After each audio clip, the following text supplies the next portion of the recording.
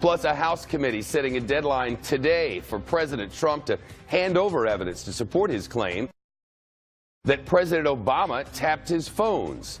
So far, there's absolutely nothing.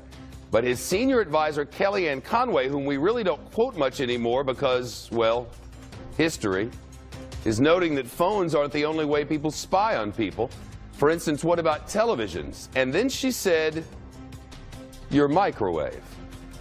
Which part do you believe? Which part do you not believe? It sounds like what happened was they slipped a piece of paper in there from some alt-right news site that was quoting some alt-right, I don't know, radio guy, and the president just tweeted it out. Accused the former president of felonious activity. Accused him of a crime with zero evidence. Or if there is evidence, no one's been willing to produce it, and the president won't answer questions about it. And it's not just Democrats who are complaining. The Arizona Senator John McCain pointed out the director of national intelligence himself testified there was no truth to the president's claim. Senator McCain saying President Trump owes it to the American people to either back up the accusation or back off.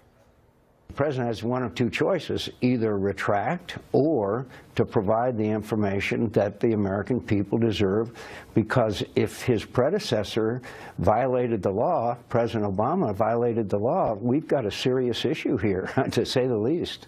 The President of the United States could clear this up in a minute. All he has to do is pick up the phone, call the director of the CIA, director of national intelligence, and say, okay, what happened? Because they certainly should know whether the former President of the United States was wiretapping Trump. After he read whatever he read, he could pick up the phone, call the people who work for him, and ask him. Has he done that? We don't know. They won't answer. President Trump's counselor, Kellyanne Conway, whose, well, previous words have been up for debate, said today that she does not have any evidence of wiretapping. And she's clarifying, she says, a comment that she made during an interview with a New Jersey newspaper, The Record of Bergen County. Listen to the Q&A here. Listen. Do you know whether Trump Tower was wiretapped?